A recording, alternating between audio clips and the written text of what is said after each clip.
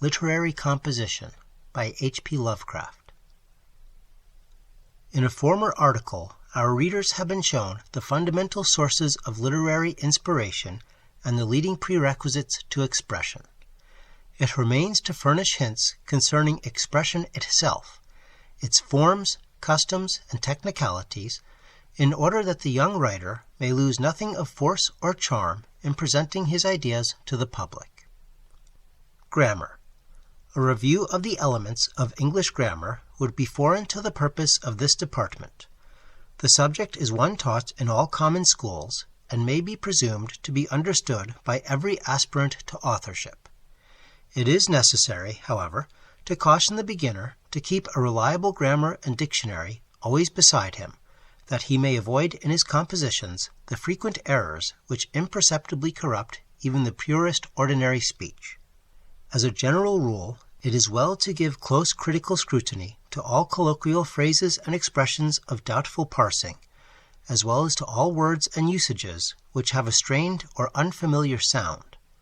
The human memory is not to be trusted too far, and most minds harbor a considerable number of slight linguistic faults and inelegancies picked up from random discourse or from the pages of newspapers, magazines, and popular modern books. Types of mistakes. Most of the mistakes of young authors, aside from those gross violations of syntax which ordinary education corrects, may perhaps be enumerated as follows.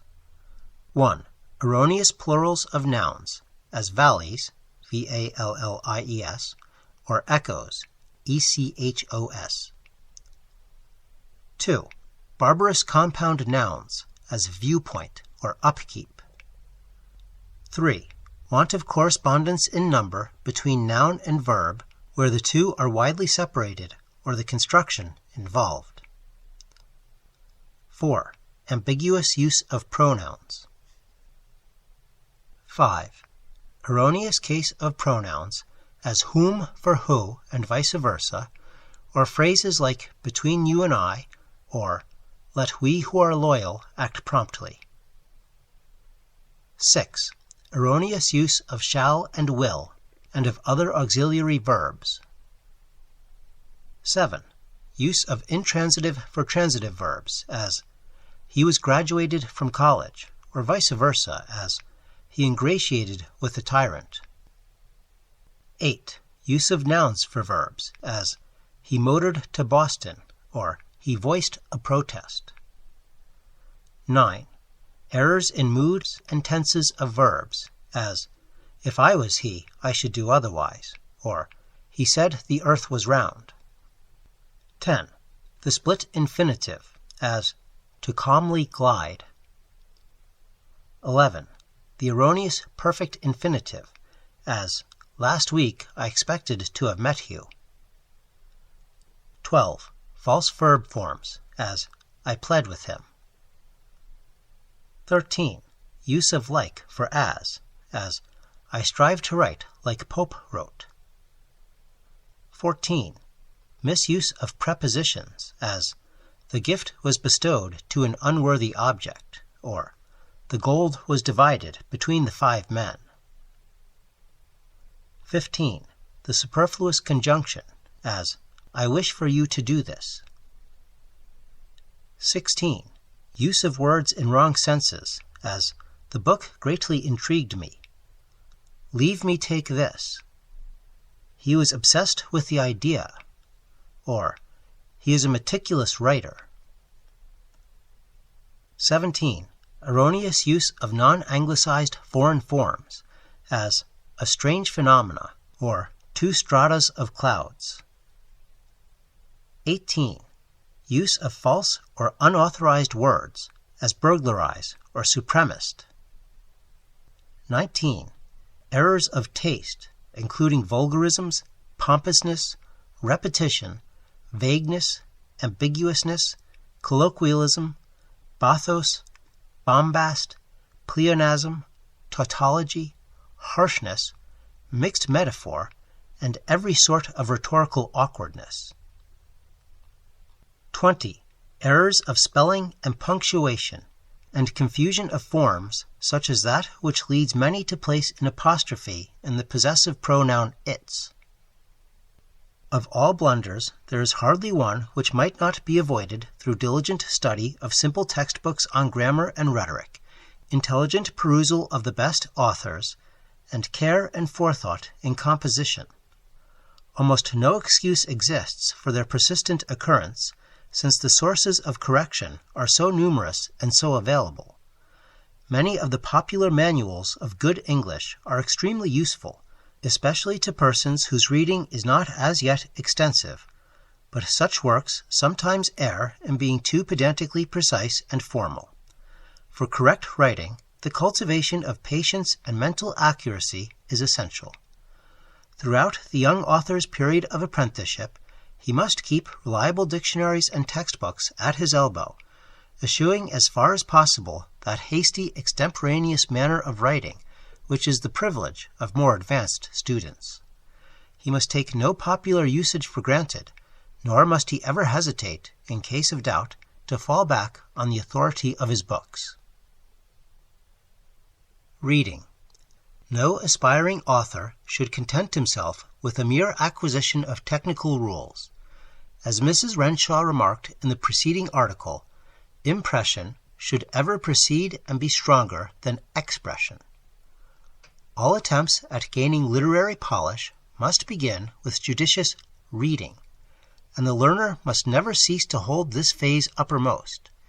In many cases, the usage of good authors will be found a more effective guide than any amount of precept. A page of Addison or of Irving will teach more of style than a whole manual of rules, whilst a story of Poe's will impress upon the mind a more vivid notion of powerful and correct description and narration than will 10 dry chapters of a bulky textbook. Let every student read unceasingly the best writers, guided by the admirable reading table which has adorned the United Amateur during the past 2 years. It is also important that cheaper types of reading, if hitherto followed, be dropped. Popular magazines inculcate a careless and deplorable style which is hard to unlearn, and which impedes the acquisition of a purer style. If such things must be read, let them be skimmed over as lightly as possible. An excellent habit to cultivate is the analytical study of the King James Bible. For simple yet rich and forceful English, this masterly production is hard to equal. And even though its Saxon vocabulary and poetic rhythm be unsuited to general composition, it is an invaluable model for writers on quaint or imaginative themes. Lord Dunsany, perhaps the greatest living prose artist, derived nearly all of his stylistic tendencies from the Scripture, and the contemporary critic, Boyd, points out very acutely the loss sustained by most Catholic Irish writers through their unfamiliarity with the historic volume and its traditions. Vocabulary. One superlatively important effect of wide reading is the enlargement of vocabulary which always accompanies it. The average student is gravely impeded by the narrow range of words from which he must choose, and he soon discovers that in long compositions he cannot avoid monotony. In reading, the novice should note the varied mode of expression practiced by good authors, and should keep in his mind for future use the many appropriate synonyms he encounters. Never should an unfamiliar word be passed over without elucidation, for with a little conscientious research we may each day add to our conquests in the realm of philology, and become more and more ready for graceful, independent expression. But in enlarging the vocabulary, we must beware lest we misuse our new possessions. We must remember that there are fine distinctions betwixt apparently similar words, and that language must ever be selected with intelligent care. As the learned Dr. Blair points out in his lectures, hardly in any language are there 2 words that convey precisely the same idea. A person thoroughly conversant in the propriety of language will always be able to observe something that distinguishes them. Elemental phases. Before considering the various formal classes of composition, it is well to note certain elements common to them all. Upon analysis, Every piece of writing will be found to contain one or more of the following basic principles: description, or an account of the appearance of things; narration, or an account of the actions of things; exposition, which defines and explains with precision and lucidity; argument, which discovers truth and rejects error; and persuasion, which urges to certain thoughts or acts. The first two are the bases of fiction, the third didactic, scientific, historical, and editorial writings. The fourth and fifth are mostly employed in conjunction with the third in scientific, philosophical, and partisan literature. All these principles, however, are usually mingled with one another. The work of fiction may have its scientific, historical, or argumentative side, whilst the textbook or treatise may be embellished with descriptions and anecdotes. Description. Description, in order to be effective, calls upon two mental qualities: observation and discrimination. Many descriptions depend for their vividness upon the accurate reproduction of details, others upon the judicious selection of salient, typical, or significant points. One cannot be too careful in the selection of adjectives for descriptions. Words or compounds which describe precisely, and which convey exactly the right suggestions to the mind of the reader, are essential. As an example, let us consider the following list of epithets applicable to a fountain, taken from Richard Green Parker's admirable work on composition: crystal, gushing, rustling, silver, gently gliding, parting, pearly, weeping, bubbling, gurgling, chiding, clear, grass-fringed, moss-fringed, pebble-paved, verdant, sacred, grass-margined, moss-margined, trickling, soft, dew-sprinkled, fast-flowing, delicate, delicious, clean, straggling, dancing, vaulting, deep embosomed, leaping, murmuring, muttering, whispering, prattling, twaddling, swelling, sweet rolling, gently flowing, rising, sparkling, flowing, frothy, dew distilling, dew born, exhaustless, inexhaustible, never decreasing, never falling, heaven-born, earth-born, deep divulging, drought dispelling, thirst allaying, refreshing, soul refreshing, earth refreshing, laving, lavish, plant nourishing. For the purpose of securing epithets at once accurate and felicitous, the young author should familiarize himself thoroughly with the general aspect and phenomena of nature, as well as with the ideas and associations which these things produce in the human mind. Descriptions may be of objects, of places, of animals, and of persons. The complete description of an object may be said to consist of the following elements: when, where, and how seen, when made or found, how affected by time, history and traditional associations, substance and manner of origin, size, shape, and appearance, analogies with similar objects, sensations produced while contemplating it, its purpose or function, its effects, the results of its existence. Descriptions of places must, of course, vary with the type of the place. Of natural scenery, the following elements are notable: how beheld, at dawn, noon, evening, or night, by starlight or moonlight. Natural features: flat or hilly, barren or thickly grown, kind of vegetation, trees, mountains, and rivers. Works of man: cultivation, edifices, bridges, modifications of scenery produced by man. Inhabitants and other forms of animal life. local customs and traditions. Sounds of water, forest, leaves, birds, barnyards, human beings, machinery.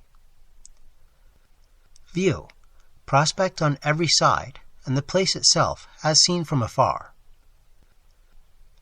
Analogies to other scenes, especially famous scenes. History and associations. Sensations produced by contemplating it. Descriptions of animals may be analyzed thus: species and size, covering, parts, abode, characteristics and habits, food, utility or harmfulness, history and associations. Descriptions of persons can be infinitely varied. Sometimes a single felicitous touch brings out the whole type and character, as when the modern author Leonard Merrick hints at shabby gentility by mentioning the combination of a frock coat with the trousers of a tweed suit. Suggestion is very powerful in this field, especially when mental qualities are to be delineated. Treatment should vary with the author's object, whether to portray a mere personified idea or to give a quasi-photographic view, mental and physical, of some vividly living character. In a general description, the following elements may be found: appearance, stature, complexion, proportions, features. Most conspicuous feature. Expression. Grace or ugliness. Attire, nature, taste, quality. Habits, attainments, graces, or awkwardnesses. Character, moral and intellectual, place in the community. Notable special qualities. In considering the preceding synopses, the reader must remember that they are only suggestions and not for literal use.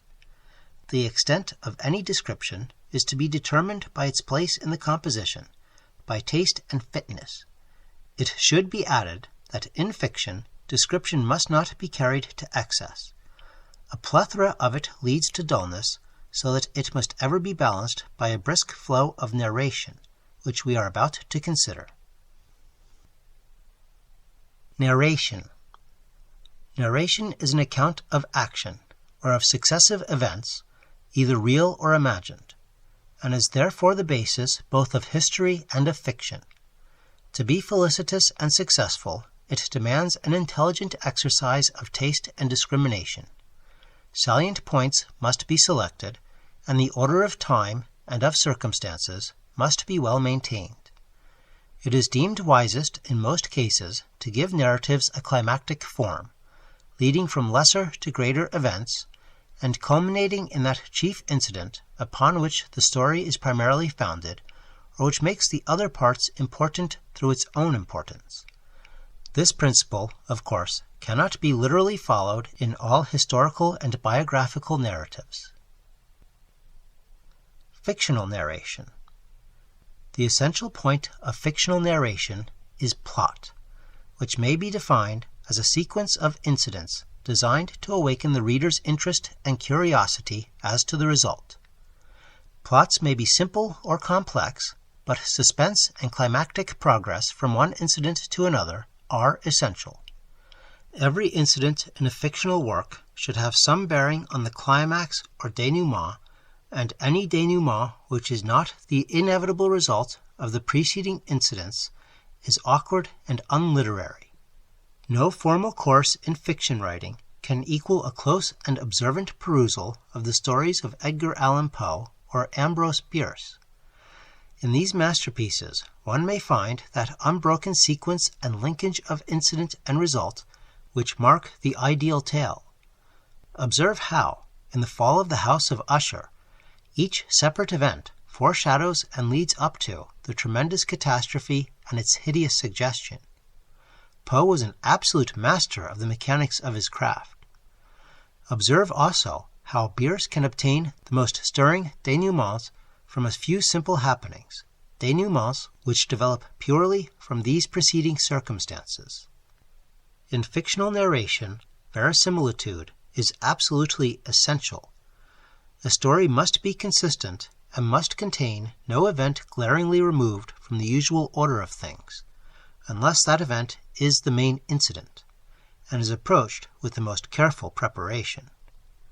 In real life, odd and erratic things do occasionally happen, but they are out of place in an ordinary story, since fiction is a sort of idealization of the average. Development should be as lifelike as possible, and a weak, trickling conclusion should be assiduously avoided. The end of a story must be stronger rather than weaker than the beginning, since it is the end which contains the denouement or culmination, and which will leave the strongest impression upon the reader. It would not be amiss for the novice to write the last paragraph of his story first, once the synopsis of the plot has been carefully prepared, as it always should be. In this way, he will be able to concentrate his freshest mental vigor upon the most important part of his narrative, and if any changes be later found needful, they can easily be made. In no part of a narrative should a grand or emphatic thought or passage be followed by one of tame or prosaic quality.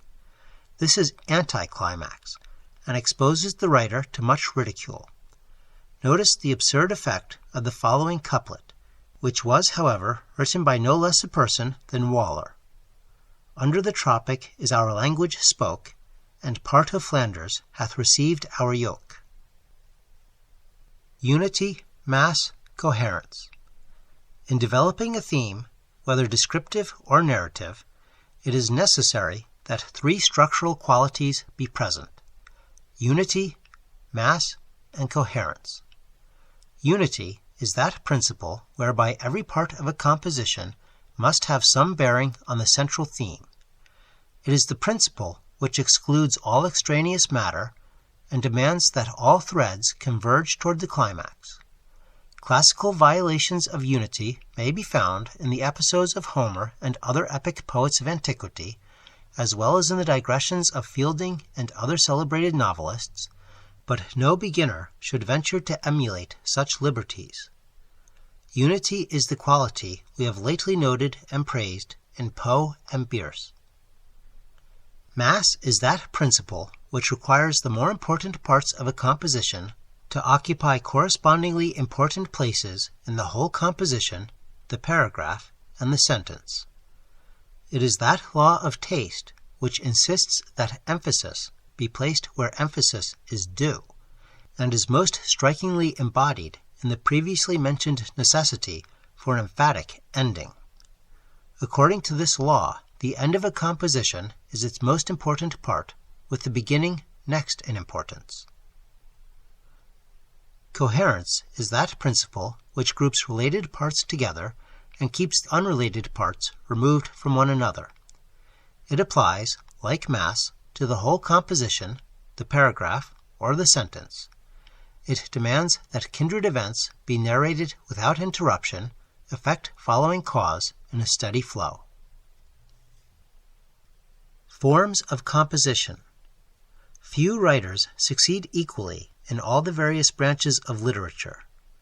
Each type of thought has its own particular form of expression based on natural appropriateness, and the average author tends to settle into that form which best fits his particular personality. Many, however, follow more than one form, and some writers change from one form to another as advancing years produce alterations in their mental processes or points of view. It is well, in the interests of breadth and discipline, for the beginner to exercise himself to some degree in every form of literary art. He may thus discover that which best fits his mind and develop hitherto unsuspected potentialities. We have so far surveyed only those simpler phases of writing which center in prose fiction and descriptive essays. Hereafter, we hope to touch upon didactic, argumentative, and persuasive writings, to investigate to some extent the sources of rhetorical strength and elegance, and to consider a few major aspects of versification.